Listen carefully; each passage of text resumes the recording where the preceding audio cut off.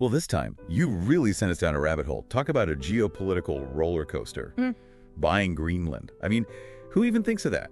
It is quite a story, isn't it? And the sources you gave me, the news reports and the official statements, and even just stuff people are saying online. I mean, it really does feel like we're watching this thing unfold. It's pretty wild. At first, a lot of people just didn't believe it was even possible. Unbelievable is a good word for it. But as always, our job is to go through all of this stuff, all these sources, and try to make sense of it. Not just what happened, but, like why, what was the point, who are the big players, and what are the ripple effects of this, well, kind of crazy idea. Yeah. So let's just get right to it. Like, where did this whole let's buy Greenland thing even come from? Well, it really seems to have started, at least publicly, way back in August of 2019. And it was definitely a classic Trump move. Bold, totally out there, and as one report said, completely out of left field. Yeah, I remember seeing those headlines. And he apparently just, asked his advisors, why don't we just buy it? And, of course, Denmark was like, what? Prime Minister Mette Frederiksen, she basically said it was absurd and that Greenland is not for sale. End of story, right? Well, you'd think so. But then here we are in March 2025, Trump's second term, and the idea is back, and he seems to be even more into it. Sources say he's totally fixated on it, like he's trying to make a real estate deal or something. Yeah, and we've seen those quotes where he's saying things like, Greenland's a winner, we need it. Like he sees something that maybe the rest of us don't. So let's break that down. What exactly is so important about Greenland, strategically speaking, for the U.S., at least according to your sources and, what Trump seems to be thinking? Well, one thing that comes up a lot in the sources is the whole geopolitical significance of Greenland. I mean, it's the biggest island in the world, right? And it's smack dab in between North America and Europe, a major gateway to the North Atlantic. And this is becoming even more important now because of the whole Arctic shipping lane situation. Climate change is opening up those routes. So it's like a whole new frontier of global shipping. Oh, right. Those Arctic shipping lanes. We've been hearing a lot about them, how they could become really crucial trade routes. Can you explain a little bit more about why that makes Greenland so strategically valuable? Sure. So take the Northern Sea Route, for instance. It goes along Russia's Arctic coast, and it can significantly cut down the travel time between Europe and Asia. Compared to going through the Suez Canal, I mean, it's way shorter. And that means huge cost savings for global trade. So whoever controls or has influence over Greenland, which is right there in a very strategic position, they could have a lot of power and leverage. Okay, that makes sense. It's not just about the geography, though, right? There's also the whole issue of natural resources. The sources mention Greenland's potential for all sorts of valuable stuff. Absolutely. The island has significant deposits of natural gas and oil, that's for sure. But the big deal seems to be these things called rare earth minerals. Things like neodymium and dysprosium, really exotic sounding stuff. But they're vital for all sorts of technologies. Everything from your smartphone and electric cars to wind turbines and military tech. And they call them rare, not because they're actually that rare to find, but because they're expensive and tricky to extract and process. And right now, China basically controls most of the global supply. But Greenland has the potential to change that with its vast reserves of these rare earth minerals. It could really shift the balance of power, both economically and technologically, give the U.S. a chance to be less reliant on China. So it's about making sure the U.S. has access to those key materials in the future, on top of the strategic location. And this all plays into that whole big geopolitical competition thing, with Russia and China also becoming more and more interested in the Arctic, right? Exactly. And the U.S., remember, already has a military base in Greenland Thule Air Base.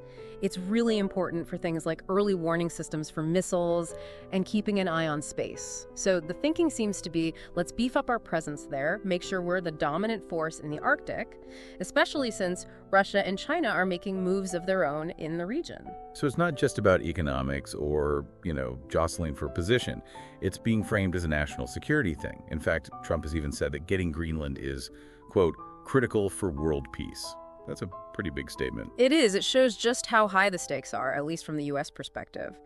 But there's another side to this, of course. Denmark has not been shy about pushing back against this whole idea. Pushing back might be putting it mildly. From the very beginning, Prime Minister Frederiksen has made it crystal clear Greenland is not for sale. No negotiations, no deals, nothing. Yeah, and even with all the renewed interest from the U.S. in 2025, Denmark hasn't budged an inch. They've put out formal statements, made it very clear that they won't even discuss the possibility of selling. And they've done it in a very, well, how do you say it, diplomatically pointed way. One source described it as that classic European sidestep, even suggesting that they might offer the U.S. some herring instead of Greenland. Right, a little bit of humor, but also a very clear message. They're basically saying, we're allies, why are you even talking about this? And Foreign Minister Lars Løkke Rasmussen, he's pointed out that Denmark is already working on strengthening Arctic security, and there's that existing defense agreement from 1951 between the U.S. and Denmark. So they're like, hey, we're already partners in this, let's just keep working together. Collaborate, not take over, right? And then there's King Frederick X, who's even talked about the strong emotional connection between Denmark and the people of Greenland, called them dear to me.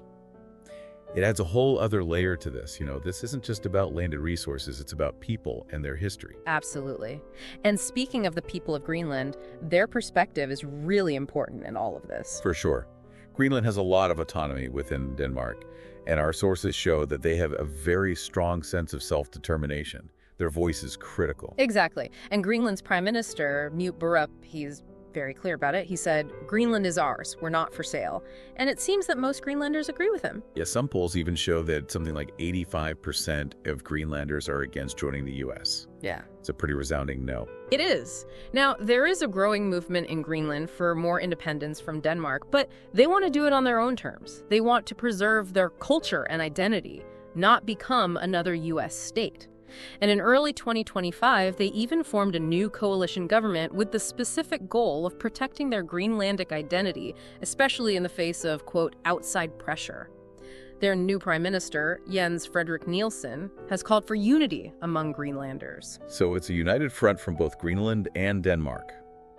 But the U.S. administration didn't just give up, did they? There were reports of them trying to sweeten the heel, make it more appealing. Yeah, sources mention a bunch of different sweeteners, like offering Denmark some better trade deals, even talking about building a Trump Tower in Copenhagen. Trying to make it worth their while, I guess. And then there's that whole thing with Vice President J.D. Vance going to Greenland himself. It seems like they were trying to bypass the Danish government and go straight to the Greenlanders. Yeah, Vance basically went over there and made a direct pitch to Greenland, suggesting they ditch Denmark altogether and become partners with the U.S. He even said that Denmark wasn't investing enough in Greenland's future and that they'd be way better off, safer, richer, happier with the U.S. Called it a no-brainer. A pretty bold move, I'd say. Appealing to those independence aspirations while also trying to paint the U.S. as the better partner. It's interesting how they tried all these different angles. So what do the experts, the people who study geopolitics and stuff, what do they make of all this? Do they agree with the U.S. strategy, or are they more on the side of Denmark and Greenland? Well, most of the experts I looked at do agree that Greenland is very important geopolitically. Its location near those new shipping routes, its potential as a military base, the natural resources, they all point to Greenland becoming increasingly important. Some experts even compare it to those times in U.S. history when they were trying to secure their northern borders. So they understand why the U.S. is interested. But what about the whole idea of actually buying it? Do they think that's a good idea or even possible? That's where things get more complicated. A lot of experts are really worried about the potential downsides. Like, what would this do to relations with Denmark, a key NATO ally? Would it weaken NATO? And there's also the whole ethical question of just ignoring the wishes of the people of Greenland. Some experts argue that the U.S. could get what it wants without causing all this trouble. They say the U.S. could just work with Denmark and Greenland through existing agreements, like that 1951 Defense Pact. No need for a hostile takeover. So it's a debate between taking a big, risky gamble and potentially upsetting a lot of people versus a more careful, cooperative approach. Now, to kind of get a handle on all this, let's lay out a timeline of events, focusing mainly on March 2025 when things really heated up, but also looking at some of the key moments leading up to it. Okay, so it all started in August 2019 when Trump first publicly floated the idea of buying Greenland. Then, kind of ironically, in December of that year, Denmark actually approved a U.S. consulate in Greenland, and that consulate opened up in Nuuk in June 2020. So for a while, it seemed like things were moving along in a more, normal diplomatic way.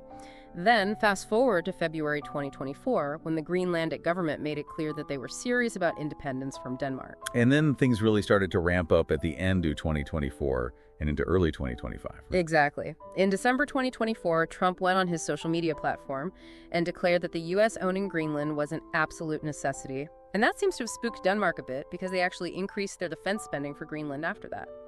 Then, in January 2025, things got even more interesting. There were these reported back and forths between King Frederick X and President Trump, and there were even rumors, although nobody confirmed them, that Donald Trump Jr. actually visited Greenland himself. Sounds like the U.S. was getting pretty serious about this whole thing. And it wasn't just talk. There were even some actual bills proposed in Congress, weren't there? That's right.